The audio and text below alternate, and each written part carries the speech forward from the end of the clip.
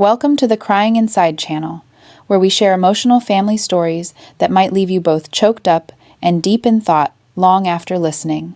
Every story here isn't just a tale told, but a journey of the heart, filled with pain, betrayal, but also quiet love and the resilient strength that helps people stand back up. Before we begin, please like the video, subscribe to the channel, and turn on notifications so you don't miss any story. Every comment and share from you isn't just encouragement for us, but helps build a community where no one feels alone in the struggles of family life. Today's story is a special family story. It revolves around betrayal, unexpected love, and a big question. What truly makes a family? Is it blood ties, or the people who choose to stay by our side, helping us get through the darkest days? Stick around until the end, because the lesson from this story might make you rethink what family means in your own life. Sarah Miller sat quietly in the wood-paneled office of a law firm in downtown Boston. Outside the window, thick snow blanketed the streets that had just passed the Christmas season. Pine wreaths still hung on lampposts. Church bells chimed faintly in the cold wind. This should have been a warm time of reunion, but Sarah's heart was heavy. Just a week ago, Aunt Margaret Hughes, who had raised Sarah since she was 13, passed away after a stroke. Aunt Margaret wasn't just an aunt. She was Sarah's only support. She was strict, but always fair, stern, but deeply responsible. In the old house on the Boston outskirts, Sarah grew up under her aunt's guidance and quiet love. Now, all that remained were memories. Today's reading of the will felt like a knife twisting deeper into the pain. She wasn't prepared for any surprises. She thought maybe she'd inherit some keepsakes, or the old house. But when lawyer Robert Miller, a longtime friend of Aunt Margaret, opened the thick file, his voice rang out clearly. According to the legal will, signed on the 5th of November, 2022, all of Mrs. Margaret Hughes's assets will be left to her only granddaughter, Sarah Miller. Sarah looked up, eyes wide, lips trembling. Robert continued, "The inventory of assets includes cash and bank accounts totaling $2,500,000 US, full ownership of the house in the Boston suburb of Massachusetts, and 40% of the shares in Hughes Home Collections, the furniture brand Mrs. Margaret built over more than 30 years. The room seemed to spin. Sarah didn't know whether to cry or laugh. Aunt Margaret had never mentioned any of this. In Sarah's eyes, her aunt was just a hard-working woman living simply in an old house. Who would have thought behind that calmness was a whole fortune? Tears fell from Sarah's eyes onto the wooden table. She cried not because of the money, but because of the love Aunt Margaret had for her. Until the very end, her aunt entrusted her with all her faith. But while emotions were still swirling, the meeting room door suddenly burst open. The icy cold air of Boston winter rushed in, bringing two faces Sarah thought she'd never see again. A tall man with graying hair, wearing an old overcoat. Walking beside him was a woman with eyes both familiar and strange. They were Richard and Susan Miller, her biological parents. Sarah froze, her heart stopping. She couldn't believe her eyes. But the man's hoarse voice rang out, firm. "Sorry to interrupt, but we are still Sarah's legal parents, and we have the right to be here." Sarah was speechless. 15 years ago, when she was just a teenager, her parents abandoned her at Aunt Margaret's doorstep. They disappeared without a word. For all those years, Sarah grew up haunted by the fear of being abandoned. Sometimes in the night, she longed for a hug, an explanation. But the harsh truth was clear they had left.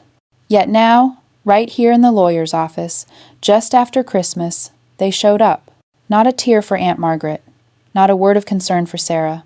Only a cold statement that they are still the legal parents. Sarah clenched her hands tightly, her nails digging into her skin.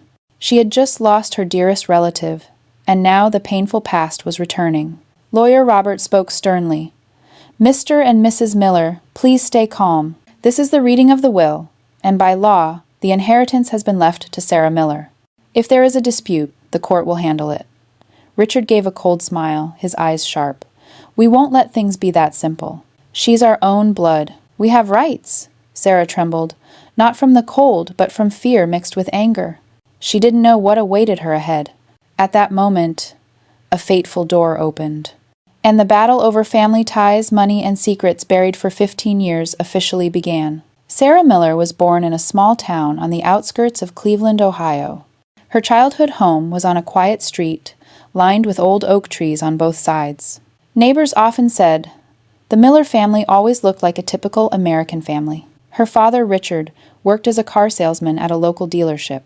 Her mother, Susan, was a beloved elementary school teacher. In the eyes of everyone around, Sarah was a lucky girl, born into a stable and complete family. In her childhood, Sarah was a well-behaved and gentle child. She always tried her best to be her parents' pride. While her friends played outside, Sarah sat for hours at her desk, practicing beautiful handwriting and carefully doing math to earn her teacher's praise the next day. Every time she got a compliment, she would sneak a glance at her parents, hoping for a proud look from them. What Sarah loved most were the evenings when the whole family gathered around the dinner table. The meals were usually nothing special, just grilled meat, mashed potatoes, and some green vegetables. But to Sarah, those were the warmest moments. She loved listening to her mom tell stories about her class, loved hearing her dad laugh loudly while sharing a funny story about a customer at the dealership. In her little heart, family was the world, the safest place. But as she grew older, Sarah began to notice the invisible cracks. Her dad started coming home later and later. The scent of alcohol lingered on his coat. Her mom would often sit staring out the window, her eyes distant. Many nights, Sarah would wake up hearing quiet arguments in the living room. Her dad's voice was loud, her mom's choked with emotion. Sarah curled up under the blanket, her heart racing, afraid the house would be empty the next day. It was during those days that a quiet fear took root in Sarah's heart. The fear of being abandoned, the fear of losing her family. No matter how hard she tried, she worried that one day her parents would walk away. So Sarah worked even harder at school, being obedient, hoping that love would keep them together. At school, Sarah was an excellent student.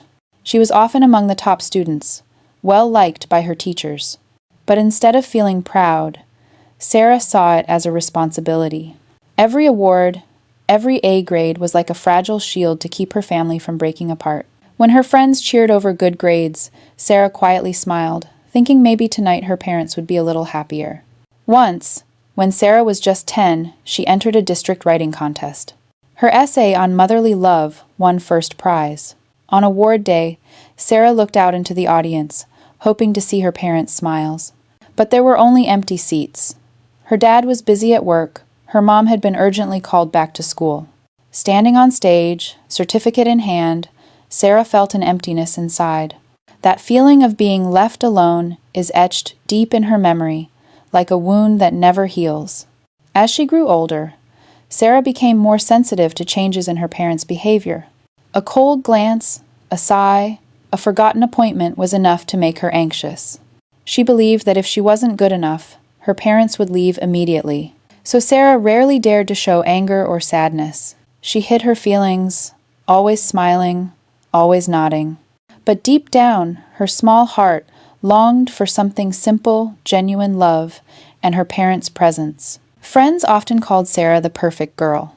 She never broke the rules, always helped teachers, and was friendly with her classmates. But no one knew that behind that obedient appearance was a child living in constant insecurity. Every night, when she turned on her study lamp, Sarah would quietly tell herself that if she just tried a little harder, everything would be okay, and her parents would stay. There was one memory Sarah would never forget. One cold winter, when snow covered all of Cleveland, the Miller family sat in the living room.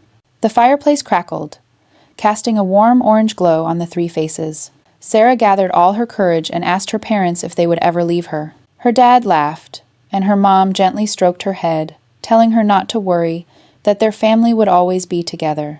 Sarah believed that promise, hugged her pillow tight, and smiled as she went to sleep. But a few years later, the very people who promised never to leave disappeared, leaving Sarah with a void that nothing could fill. Looking back on her childhood, Sarah was more than just a well-behaved, good student. She was also proof of the desperate efforts of a fragile soul trying to hold on to family love. Behind the strong exterior of a 28-year-old woman, Sarah was still the little girl inside, carrying the fear of being abandoned. And that's what deeply resonates with the audience. In Sarah's childhood memories, the American cultural backdrop clearly appears through the simple but meaningful daily activities of a typical family. On Friday nights, the whole family usually gathered in the living room to watch a movie together on the television. They turned off most of the lights, prepared a bowl of hot buttered popcorn, and a few cans of soda to share. The father would laugh out loud at the funny parts, while the mother couldn't hold back tears during the touching scenes. Sarah sat quietly, feeling warm and happy, simply because the whole family was sharing a small but precious moment together. In the summer, the Millers had a habit of driving to national parks to camp. They would set up tents, build a fire, roast marshmallows, tell ghost stories, and stargaze together. Sarah always clearly remembered how her parents would relax and smile softly when they were away from work and daily pressures. In the morning, the whole family goes hiking through the forest, listening to the birds singing and the rustling leaves. In the evening, the cold wind blows in, and the family gathers around the fire, singing simple songs. Those moments are deeply etched in Sarah's mind, becoming a symbol of family happiness. We can't forget the Christmas atmosphere in the U.S. Every winter, when the snow falls white, Sarah's little house in Cleveland lights up with colorful lights. Her mother usually prepares hot chocolate, topped with whipped cream and sprinkled with cinnamon for aroma. Sarah especially loves the smell of freshly baked cinnamon rolls filling the kitchen. Her father plays classic Christmas tunes, the jingling bells blending with the family's laughter. The green Christmas tree in the living room is decorated with sparkling ornaments, with gift boxes wrapped in red paper and gold ribbons underneath. On Christmas Eve, the family gathers close, exchanging tight hugs and wishes for peace. The American dream has always haunted Sarah since she was a child. It's a small house with a gray roof, a green lawn in front of the porch, and a white picket fence surrounding it. In the eyes of a child like Sarah, that's the symbol of stability and plenty. Her parents told her that in America, as long as you work hard, anyone can buy a home and build a safe, happy family. For Sarah, that dream isn't just about material things, but about hope for a home that never breaks apart. In the fall, Sarah often sits on the porch steps, quietly watching the red maple leaves fall to the ground. The greetings from neighbors coming home make the space feel even cozier. Sometimes the whole neighborhood throws outdoor barbecues. They set up long tables, serving hamburgers, grilled sausages, corn on the cob, and various salads. Kids run around the yard while adults eat and chat happily. Sarah loves that atmosphere because it makes her feel she's not just part of a small family, but also part of a bigger community. All those images, from watching television shows with her family, summer camping trips, to Christmas filled with lights, have become the emotional foundation for Sarah. Even though her life later went through many losses and betrayals, deep down, she still believed that family, in any form, is always the most sacred place. Those warm memories were not just the past, but also a source of hope for Sarah to keep moving through life's challenges. Everything started to change when Sarah turned 13. The Miller family wasn't wealthy, but got by on her mother's teacher salary and steady income from her father's car sales. Then, during a business trip to Las Vegas, Nevada, Robert Miller got pulled into the world of casinos. At first, it was just a few games trying his luck, but he quickly got sucked in deeper. Every weekend, Robert made excuses about needing to meet clients out of town, but really, he was heading to Las Vegas. He was lost in the bright lights, the ringing slot machines, and the intense card games. When he lost, he hoped the next hand would make it up. When he won, he believed even more he could win bigger. That vicious cycle pulled him deeper into a pit with no way out. The little house in Cleveland, once filled with laughter, slowly became tense and heavy. Linda Miller, the gentle mother who once cared so much for the family, began to feel exhausted. She discovered Robert had been gambling away the family's savings. Bills piled up, and credit card debts kept growing. She tried talking to her husband, begging him to stop, but Robert would only promise and then relapse. From a passionate elementary school teacher, Linda slowly became worn out. She started skipping work often, lying in bed for hours on end. Her eyes were empty, her smile disappeared. Every morning, Sarah would secretly glance into her mother's bedroom. Seeing the once strong woman curled up and not even wanting to eat hurt the girl deeply inside. As a teenager, Sarah had to grow up faster than her peers.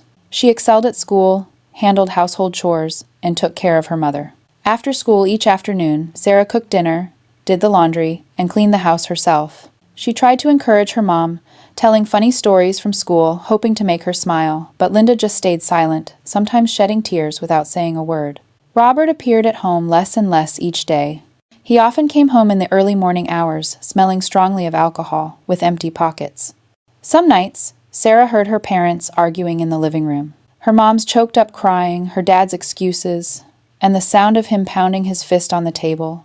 Sarah just hugged her pillow, covered her ears, tears streaming down, wishing it would all end soon. Despite that, Sarah never lost hope. Deep down, she still hoped her dad would change, her mom would get better, and their family would be whole again. Every morning, she got up early to prepare a simple breakfast. A few slices of toast, scrambled eggs, a glass of milk. She placed the tray outside her mom's door, hoping she could eat at least a little. She wrote little notes and stuck them on the bathroom mirror. "Mom, I love you. You're strong, keep going." Those small efforts were Sarah's way of fighting her biggest fear, being abandoned and losing her family. She had seen her dad take her mom to the park and was held by her mom every night before bed. Those memories became her anchor, the reason she refused to give up hope. Yet, reality grew harsher each day. Money in the house was almost gone, and the debt collectors kept calling more and more. Linda was warned by the school many times for missing too much teaching. Robert lived almost in isolation, only caring about gambling and risky bets. One winter evening, Sarah sat at her desk, looking out the frost-covered window.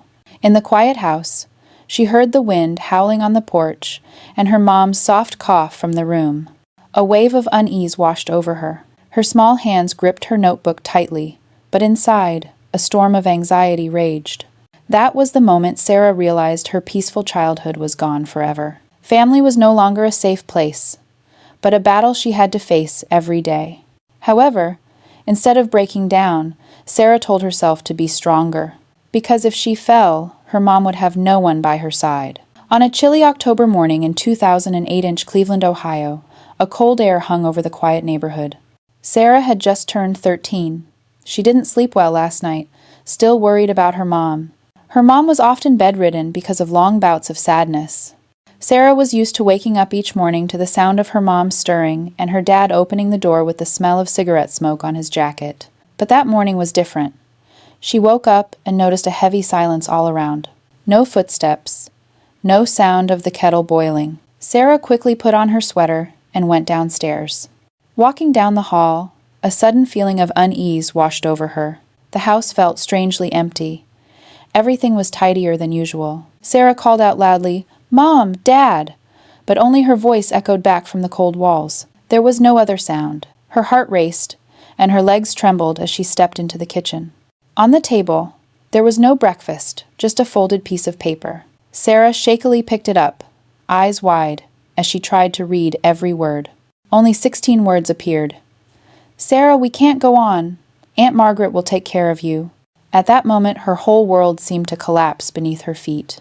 Sarah read it over and over. What do they mean by can't go on? Did they really leave?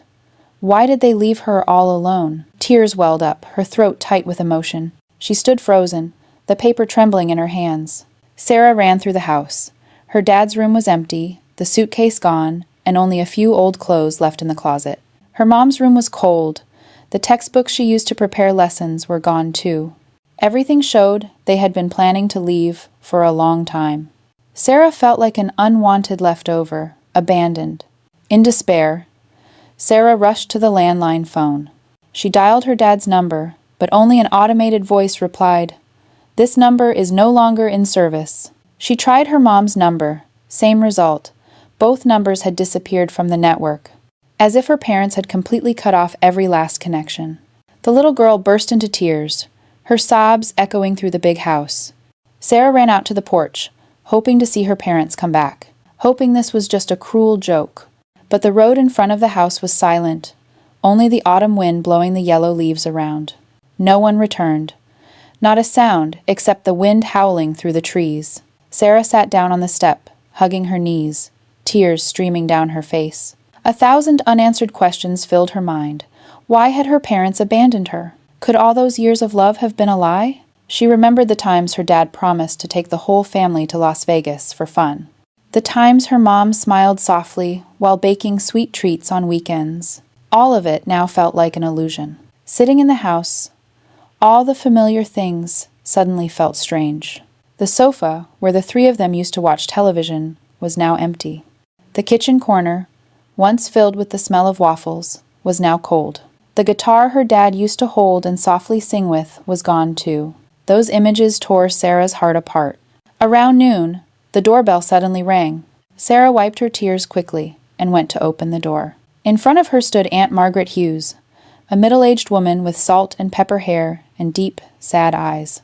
In her hands were a file and a house key. The moment Sarah saw her, she burst into tears and threw herself into her arms. Aunt Margaret held her tight, her voice low and sorrowful.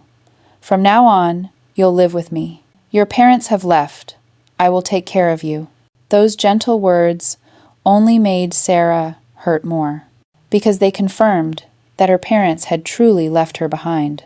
That night, Sarah lay in bed, unable to fall asleep. Outside the window, maple leaves fell, and the autumn wind howled. On her desk lay a note with 16 short words, like a scar deeply carved into her soul. Sarah hugged her pillow, crying her heart out. She felt small, lost, betrayed by the very people she loved the most. In that moment, Sarah silently promised herself she would never let anyone easily abandon her again. That naive promise became her motivation to keep going, even with a heart full of cracks. The day she was abandoned became a turning point in Sarah's life. A morning that seemed ordinary, but opened a new chapter, full of pain and challenges. From then on, she had to learn to grow up without her parents, left only with Aunt Margaret's presence, and a constant fear that love might leave her again at any moment. After that fateful day, things didn't just end with a cold piece of paper for Sarah. The local authorities had to step in. A social worker named Karen Dawson was assigned to meet Sarah. She was a woman in her 40s, with her blonde hair tied back, a stern look in her eyes, but with empathy beneath it. When Karen knocked on Aunt Margaret's house in Cleveland, Sarah was already waiting inside, her eyes swollen from days of crying. Karen gently introduced herself, explaining she was there to ensure Sarah had a safe place to live and a legal guardian. In the records left by her parents, Aunt Margaret Hughes was listed as the only option. Hearing that, Sarah felt a bit less lost, but also a vague fear. She had never really been close to her aunt, even though she knew she was her mother's sister. A few days later, on a cold morning in New York City, Sarah stood on the sidewalk with Karen, waiting for her aunt to arrive. Cars rushed by, and the city's bright lights made her feel small. Then a shiny black Cadillac stopped right in front of them. The car door opened, and Aunt Margaret stepped out. She wore a long gray wool coat, leather gloves, and her salt and pepper hair was neatly pinned up. She approached, looking at Sarah with eyes both stern and warm. Sarah hesitated, unsure whether to run into her arms or step back. Aunt Margaret nodded softly and said, "Sarah, from now on, you'll come with me. I know this is hard, but you're not alone." Those words echoed in Sarah's mind, both comforting and reminding her that her old life had come to an end. Karen exchanged papers with Aunt Margaret, confirming the guardianship. Then, Sarah was put into the car. She sat in the back seat, looking out the window as the city of New York drifted past the lights. Her heart was tangled, both eager for a fresh start and scared of what might be waiting ahead. The long ride took them to Boston, Massachusetts. There, Sarah began a new chapter of her life. The old mansion owned by Aunt Margaret was located in the suburbs, hidden behind a row of large oak trees. As the Cadillac turned onto the gravel driveway, Sarah felt like she was stepping into another world. The 3-story red brick house, tall windows, and the old tiled roof covered with fallen maple leaves. Sarah got out of the car, looking up at the mansion, her heart full of mixed feelings. The house was grand but silent. She felt an overwhelming sense of unfamiliarity. This wasn't the home she once knew. No laughter from her parents, no smell of her mother's baked goods. But at least it gave her a place to lean on, and a glimmer of hope that life could slowly stabilize. Aunt Margaret led Sarah inside. The interior was classic, with high ceilings, crystal chandeliers, and red-carpeted hallways. On the walls hung portraits of the Hughes ancestors, all with stern, commanding eyes. Sarah took small steps, feeling like she had wandered into a museum. She wasn't sure if this place could ever really become her home. Aunt Margaret pointed to a room on the second floor. "This will be your room. Rest now, and we'll talk later." Her tone was firm, leaving little room for refusal. Sarah nodded softly, hugging her small backpack tightly, and stepped into the room that was twice as big as her old one in Cleveland. A large bed with white sheets, an oak desk, and a window looking out to the garden. Everything was unfamiliar but elegant. On her first night at the Boston mansion, Sarah lay flat on the bed, wide awake. Outside, the wind rustled through the trees, making a soft whispering sound. In the darkness, she listened to her heartbeat, trying to convince herself that this wasn't just a temporary place, but a fresh start. But deep down, the fear of being abandoned clung to her like an unhealable scar. The next day, Aunt Margaret took Sarah for a walk around the house. She introduced each room, from the library filled with thousands of old books to the large dining room that could seat dozens of people. She said the Hughes family used to be very wealthy, thanks to their furniture business. This house has been a pride for many generations. Sarah listened, feeling a mix of pride and pressure inside. She understood that from now on she would be tied to a legacy not from her birth parents, but from the Hughes family line. The feeling of being a stranger was always paired with a faint hope. Sarah saw Aunt Margaret as strict, but fair. She didn't promise to love her like a mother, but she gave her the feeling that at least she was cared for. In her eyes there was a determination, as if she would never abandon Sarah. That gave Sarah a small spark of light in the dark night. Sitting in the library that night, holding an old diary, Sarah suddenly thought maybe her life wasn't completely over. Even though her birth parents left her behind, maybe Aunt Margaret and the Boston house would open a new path. She whispered to herself, "Try to believe one more time. Maybe this is the chance to build a home again, even if it's not what she once dreamed of." Since Sarah moved into the Boston mansion with Aunt Margaret, everything changed completely. No more carelessness like when she lived with her parents before, where dinner could just be instant noodles and bedtime was random. Instead, Aunt Margaret set up a strict schedule as if there was a military order in the house. Every morning, exactly at 7 o'clock, the chime of the old clock hanging in the hallway would ring. Aunt Margaret insisted Sarah be at the dining table right after the chime. Breakfast was always prepared fully with eggs, toast, milk, and fruit. If Sarah came down even 5 minutes late, Aunt Margaret would remind her calmly but firmly. She said, "A day that starts with discipline will shape a strong person." After breakfast, Sarah had to spend 2 hours practicing piano. The music room was in the east corner of the house, where the morning light poured through a large glass window. Aunt Margaret sat reading in the library, but could still hear every note. If Sarah played wrong or slacked off, she would come in and ask her to start over. Besides piano lessons, Sarah also has to read in the library for at least an hour every day. Aunt Margaret believes that knowledge will help Sarah have a better future, and also be a way for her to escape the ghosts of her past.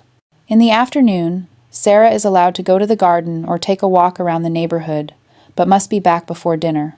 After dinner, no television during the week. It's only allowed on weekends. These rules felt like an invisible prison to Sarah. She felt suffocated, losing the little freedom she once had. Inside, Sarah felt a rising sense of rebellion. She thought, if she acted difficult, if she caused enough trouble, maybe Aunt Margaret would get fed up and send her away. Part of her still didn't believe that Aunt Margaret really wanted to keep her. So Sarah began testing the rules. One morning, she deliberately stayed in bed, getting up 15 minutes late. When she entered the dining room, Aunt Margaret was already sitting there, her gaze sharp but not angry. She simply said, "You're late. Tomorrow, this won't be allowed." And that breakfast, Sarah wasn't allowed to have her usual glass of orange juice. A small punishment, but it made her feel uneasy. Another day, Sarah ignored the piano. Instead of practicing, she sat staring out the window for hours. When Aunt Margaret noticed, she didn't scold her, but made Sarah sit and play for the full required time, plus an extra hour. Sarah was frustrated, but deep down, she sensed something different. Aunt Margaret never threatened to abandon her, or called her a burden.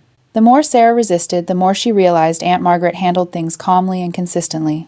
Another time, Sarah snuck out at night, wandered around the neighborhood, and came back after 9. Aunt Margaret was waiting at the door.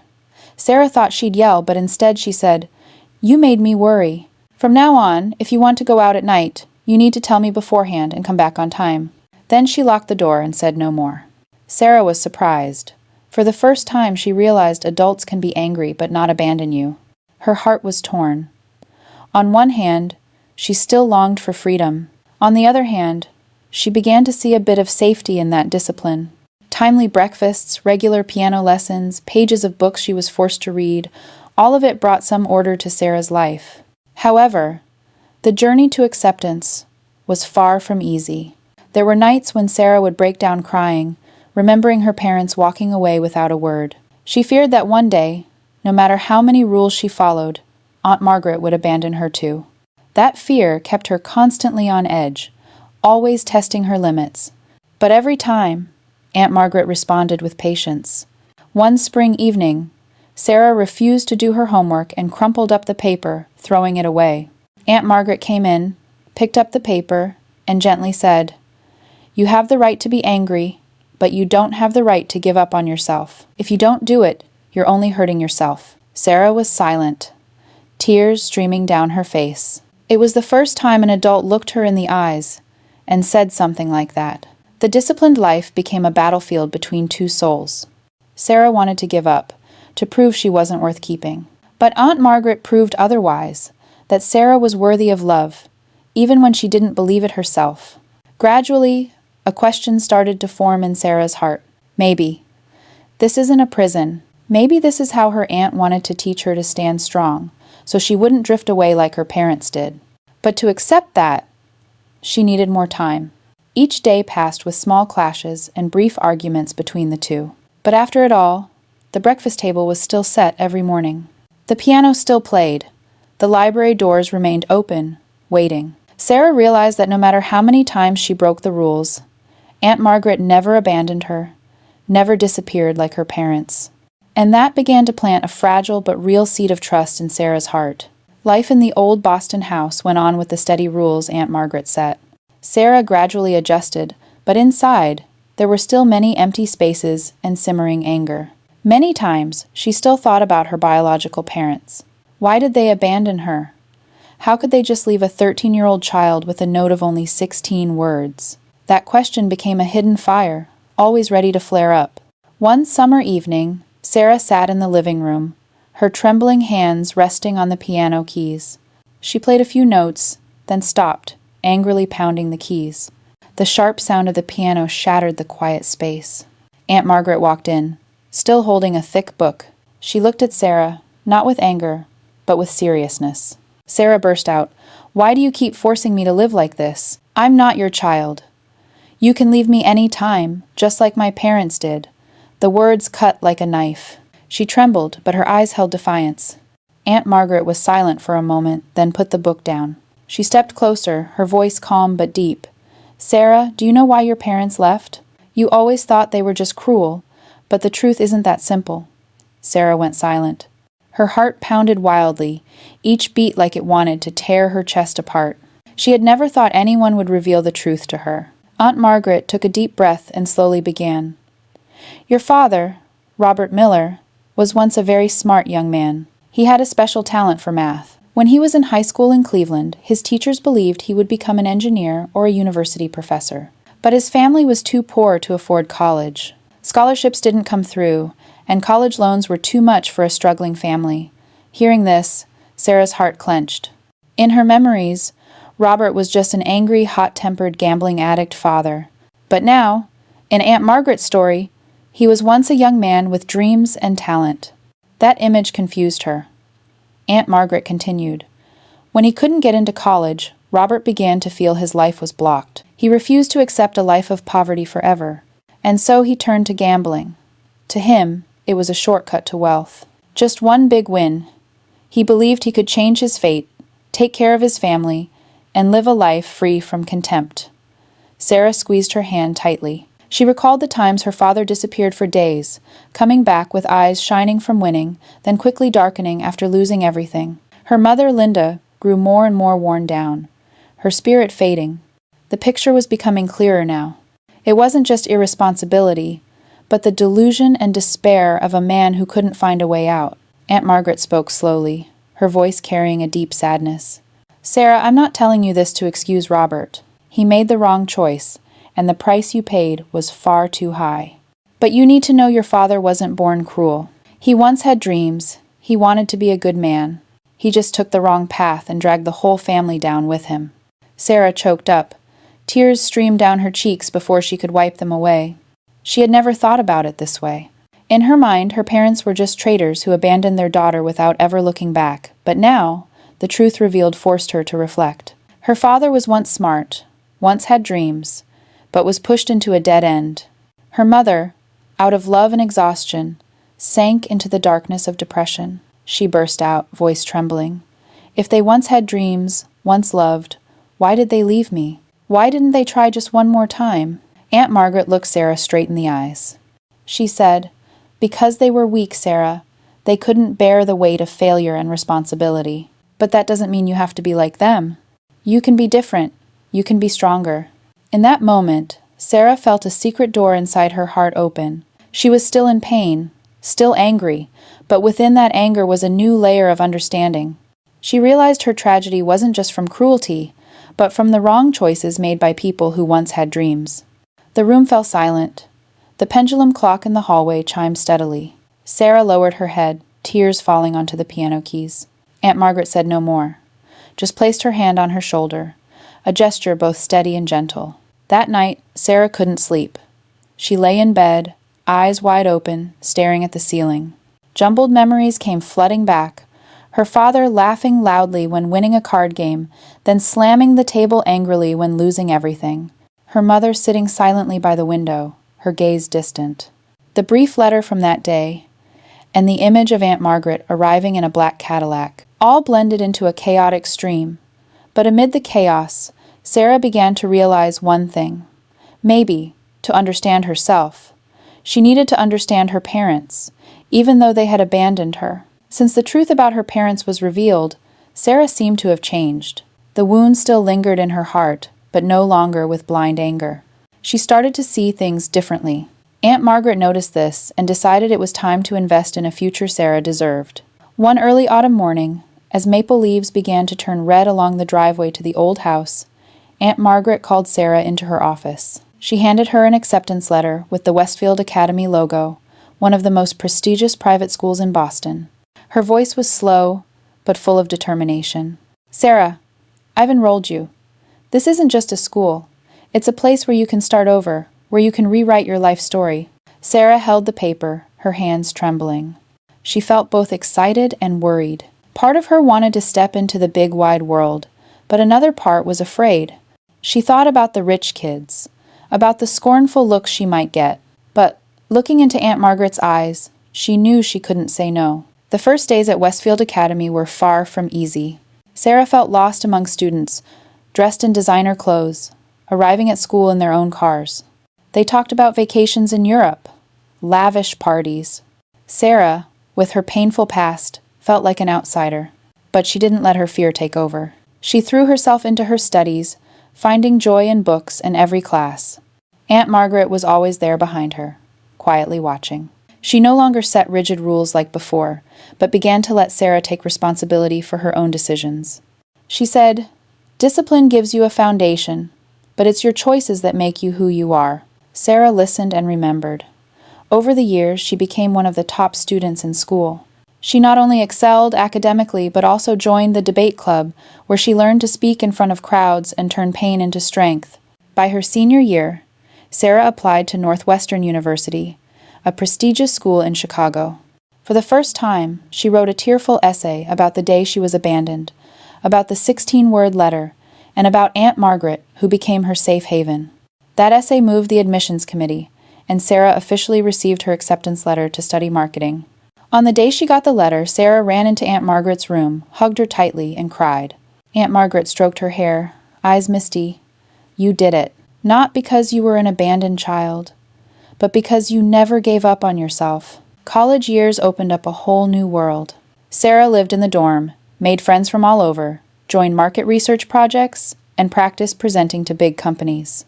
Every time she stumbled, she remembered Aunt Margaret's eyes and that she was no longer alone. After graduating college, Sarah returned to Boston. Aunt Margaret was older but still strong, running Hughes Home Collections, a family furniture business. She sat in the meeting room, looking at Sarah proudly, and said, "Now it's time for you to take on part of the responsibility." Sarah started working at the company as a marketing manager. At first, many employees didn't trust her. They thought she was just a favored granddaughter. But Sarah proved herself through action. She researched the market, created innovative marketing campaigns, and brought the brand onto new media platforms. Sales went up, and the company's name was mentioned more at furniture fairs. With every success, Sarah thought back to her past. If she had given up that day, if Aunt Margaret hadn't reached out to pull her up, she wouldn't be where she is today. Deep down, she felt that their bond was more than just aunt and niece. It had become a mother-daughter love. One evening, after a big project succeeded, Sarah sat with her aunt on the balcony of the old house. The Boston air was crisp, streetlights casting shadows on the rows of trees. Sarah whispered, "Aunt, I want to call you Mom, because to me, you already are my real mother." Aunt Margaret was silent for a moment, tears welling up. She hugged Sarah tightly, her voice trembling. "For a long time, I've seen you as my daughter too. I was just afraid you weren't ready." At that moment, the 13-year gap seemed to be filled. Sarah's journey to adulthood wasn't just about studying or career. It was a journey to regain trust, rediscover love, and most importantly, learn not to let the past decide the future. From an abandoned little girl, Sarah became a strong, confident woman who could bring hope to others. That night, as Sarah looked up at the starry sky, she knew she had come a long way. The wounds in her heart might never fully disappear, but now they were part of the strength that pushed her forward. In 2022, Boston's autumn was painted with bright red maple leaves. In the Hughes family's old house, the atmosphere was heavy, not because winter was coming, but because Aunt Margaret's health was failing. Cancer had quietly gnawed at her for years, and now it could no longer be hidden. Sarah sat by her hospital bed, holding her aunt's hand tightly. Those hands had guided her through dark days, now thin and trembling. Aunt looked at her, eyes still shining with faith. "Sarah, you've grown up now. Even if I leave, you're strong enough to keep moving forward. Remember, family isn't just about blood, it's about love and choice." Those last words were etched deep in Sarah's heart. A few days later, Aunt Margaret breathed her last in Sarah's arms. The heart monitor stopped, and with it, an important chapter in Sarah's life came to a close. The funeral was held solemnly in Boston. Hundreds of people came to say goodbye, from employees at Hughes Home Collections to my aunt's longtime friends. Sarah wore a simple black dress, her face wet with tears, but still composed. She knew that from now on, she was not only losing a spiritual mother, but also inheriting the entire vast legacy her aunt left behind. According to the will, all assets, including the old house, $2.5 million and 40% of Hughes Home Collection shares, belonged to Sarah. Harold Thompson, her aunt's longtime friend and lawyer, read the will in the solemn oak-paneled office. He confirmed that Aunt Margaret had thought it through carefully and had absolute trust in Sarah. Sarah felt both proud and burdened. She knew she had to carry on that legacy with all her strength. In her mind, she silently promised to grow the company even further so her aunt could rest in peace. But Sarah didn't expect that just a few months later, the biggest upheaval of her life would hit. In January 2023, while Boston was buried in snow, Sarah went to Harold Thompson's office to sign some papers related to the company shares. Just as the secretary finished brewing a pot of hot tea, the office door swung open. Two people walked in. Sarah froze when she saw the familiar faces. Robert Miller and Linda Miller, her biological parents who had abandoned her 15 years ago, stood right in front of her. Robert still looked like a seasoned man, but his hair was streaked with gray, and his eyes were tired. Linda looked much older, her face deeply lined with wrinkles. But instead of feeling warmth at seeing her parents again, Sarah only felt a sharp pain in her heart. Robert spoke first. "Sarah, daughter, we've missed you so much." Linda stepped forward, trying to take her hand. "I'm sorry for what happened. But now, we can start over, can't we, dear?" Sarah stepped back, her eyes cold. She vividly remembered that October morning, in 2008, the 16-word note, the phone call saying the number was no longer in service. It all rushed back like a storm. Lawyer Thompson cleared his throat, breaking the tense atmosphere, and asked, "What brings you here today?" Robert looked directly at him, then at Sarah. "We are Sarah's legal parents. We thought we should get involved in managing the inheritance she just received." Sarah laughed bitterly. "Get involved? You abandoned me for 15 years. Not a single letter, not a single call. Now you come back just because of the money, right?" Linda shed tears, but her eyes showed calculation. "No, that's not it. We are still family. Blood ties never change." But Sarah was no longer the trembling girl she once was. She stood tall, her voice firm. "Family isn't just about blood. Family is who stays when I am abandoned. Family is who raised me, believed in me, loved me. That's Aunt Margaret, not you." The room fell silent. Robert gritted his teeth, anger clear on his face. He no longer pretended to care, his voice cold. "Sarah, don't forget, we still have legal rights. You can't deny your roots." Lawyer Thompson spoke up, eyes serious. "Mr. and Mrs. Miller, according to the legally verified will, all assets belong to Sarah. You have no rights here.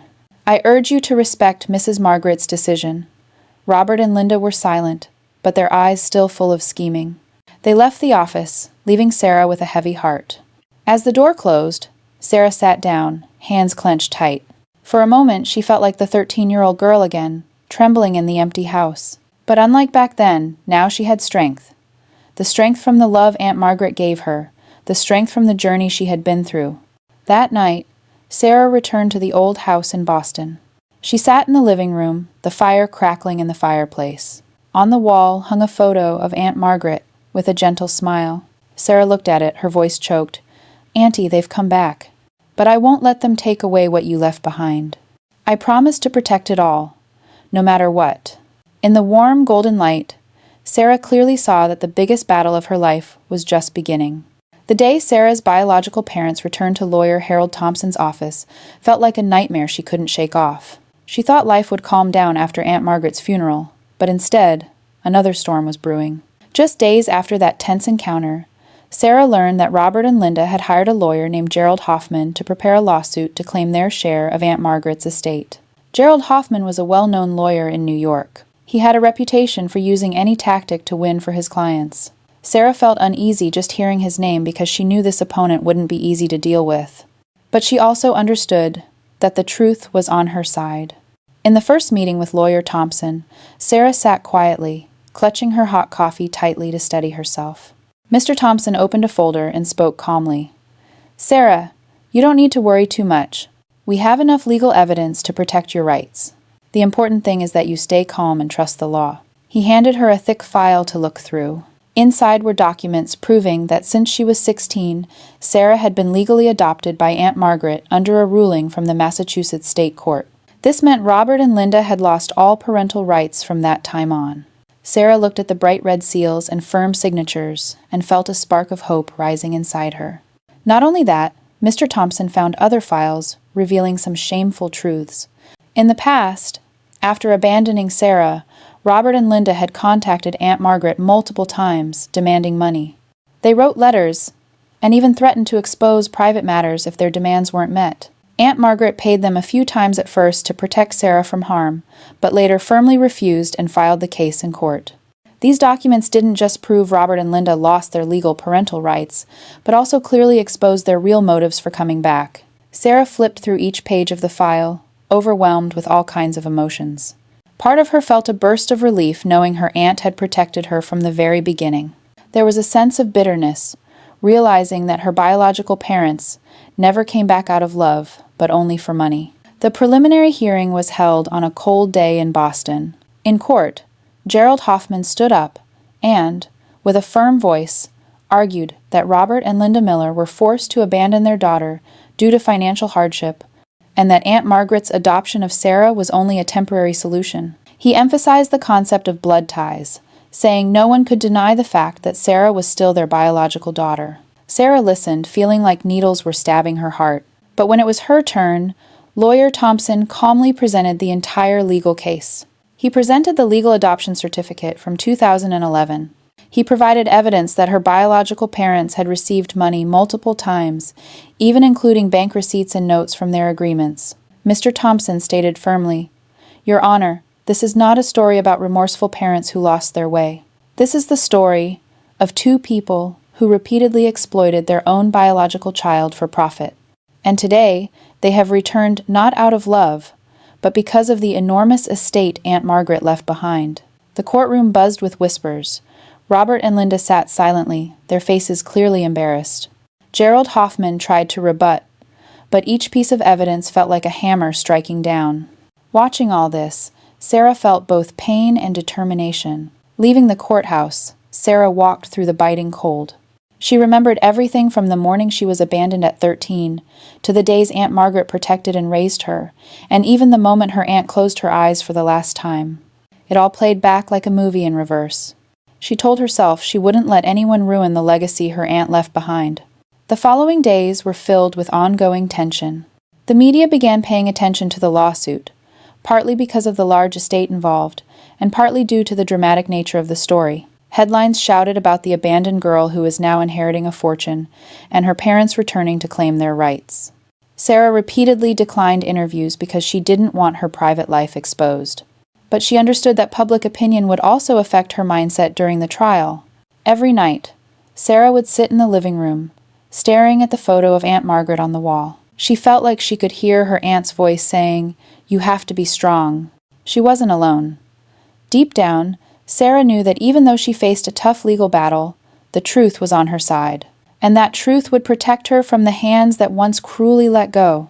In the days after the trial, Robert and Linda didn't give up. They reached out to Sarah many times, sending letters, making calls, even standing in front of the mansion gate in Boston. Their words always revolved around one thing: blood ties. Robert shouted, "Sarah, I'm still your father. No one can deny that." Linda cried, clutching her worn purse tightly, begging and pleading that she was sick and needed money for treatment. Sarah listened, but her heart no longer stirred. The years of waiting, the silent tears as a child, the prayers for her parents to come back all were extinguished by harsh reality. She understood clearly that family isn't about blood, but about actions, about choosing to stay together in the hardest times. At one final meeting at attorney Harold Thompson's office, Sarah calmly faced her parents, her voice firm. "I don't deny we are related by blood, but real family isn't those who walk away when I need them most. Family is those who stay, protect, and love me unconditionally. And to me, Aunt Margaret is my true family." Robert went silent while Linda burst into tears. But Sarah looked right at them, no tears left to shed. "If poverty was really the reason, you wouldn't have come back so many times asking for money. If you truly loved me, you wouldn't have stayed silent for 15 years. You chose to walk away, and you're the ones who cut off the family bond." The court later issued a restraining order. This meant Robert and Linda were no longer allowed near Sarah. No calls, no letters to bother her. Holding the decision in her hands, Sarah felt a sense of freedom. A heavy weight finally lifted from her heart. That night, she returned to the old mansion in Boston, sitting by the fireplace. The flames flickered, warming the spacious room. On the table, there was still a photo of Aunt Margaret smiling kindly. Sarah placed the court's decision right next to the photo. Her voice whispered softly, "Auntie, I finally did it. I've protected your legacy, and I've protected myself." A powerful feeling welled up inside her. Sarah knew there were still many challenges ahead, but she was no longer afraid. From now on, she could choose her own family. It could be loyal friends, colleagues, or those who stood by her when she fell. She no longer had to seek love from those who had turned their backs on her.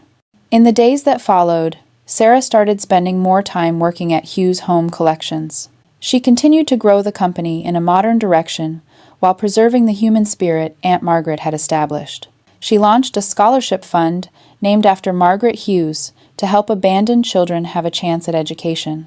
For Sarah, this was her way of giving back to the world and preserving the love her aunt had given her. The scholarship launch event took place on a warm spring day. Standing at the podium, Sarah shared her own story in front of hundreds of guests.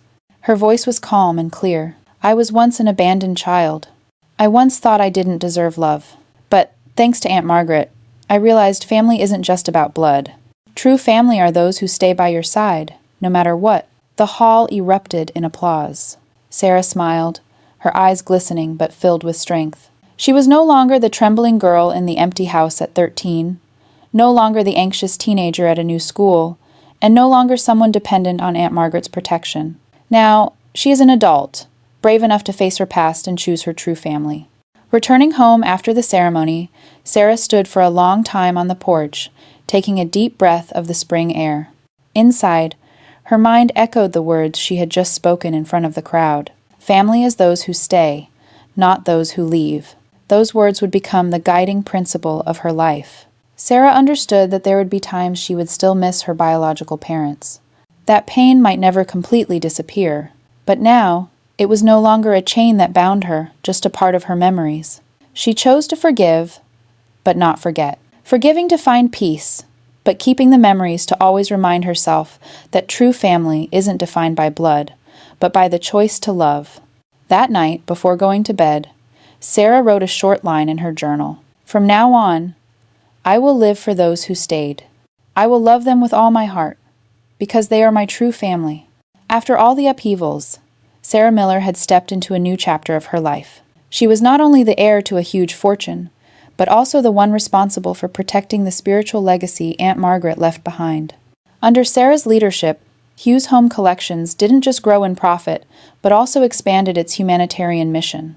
Right after the court issued a restraining order against her biological parents, Sarah spent a lot of time reflecting. She realized that if her life had once been hurt by abandonment, she had to do something so other children wouldn't have to suffer the same pain. From that thought, she decided to establish the Margaret Hughes Foundation. The foundation's launch took place in a formal auditorium in Boston.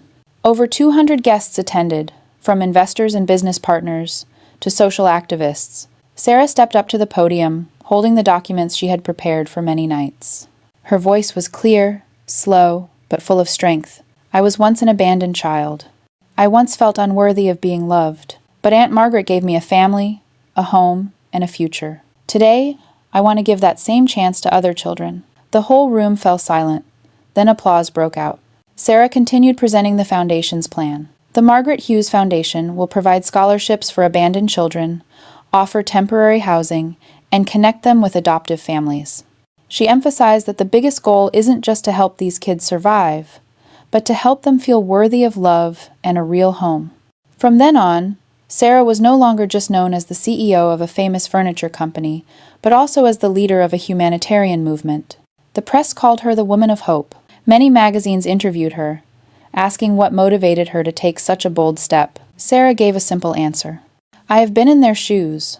I understand that pain, and I know I can't turn my back on it. Sarah's story gradually became a source of inspiration. Many parents wrote thank you letters, sharing that hearing her story helped them appreciate their own families more. Many young people who once thought about giving up found new motivation. A 17-year-old girl who ran away from home emailed Sarah, saying the foundation helped her return to school. Reading those words, Sarah felt all her efforts had been worth it. The biggest lesson Sarah learned, and the message she wanted to share with the audience, was that blood doesn't always mean family. Family isn't just about biology, it's proven through actions, sacrifice, and choosing to stay together when times get tough. If Robert and Linda chose to walk away, Aunt Margaret chose to stay. That choice is what made her truly Sarah's family. In later speeches, Sarah often shared that she once longed to forgive her birth parents, but forgiveness can only exist when both sides are sincere. If someone only comes back for money, that's not family. If someone leaves when you need them most, then blood ties no longer matter. And this is also the moment Crying Inside Channel sends a call out to the audience. Do you believe blood relatives deserve forgiveness just because they gave birth to you? Or do you believe that family bonds must be proven through sacrifice and real actions, not just by the word blood? Please leave your thoughts in the comments below. We want to hear your story, because maybe the lesson you've learned in life can help someone else who's drowning in pain find the light. If you've ever experienced betrayal, abandonment, or the terrifying silence from loved ones, please share your story. Maybe through sharing, you'll realize you're not alone. Sarah turned her pain into strength, transforming sad memories into motivation to help others. What about you? How will you choose to overcome the darkness in your life? Thank you for watching all the way through. Don't forget to like, subscribe, and hit the notification bell to join us for more stories ahead. That wraps up today's story. We believe everyone who listens carries their own feelings, maybe sadness, empathy, or a bit of reflection about their own family. Thank you for staying with us until the very end. Not everyone has the patience to fully step into someone's journey, to walk with them through loss, struggle, and moments of finding inner strength. Your presence is the most valuable thing to Crying Inside. If you feel this story touched your heart, please like the video, subscribe, and turn on notifications. Every small action like that gives us more motivation to keep bringing heartfelt family stories. Please share this video with friends or loved ones who might need a reminder about the value of family bonds. Maybe through Sarah's story, someone will find comfort, hope, or a new path for themselves. See you in the next Crying Inside video, where sad stories still open up hope, and tears can turn into strength for us to move forward together.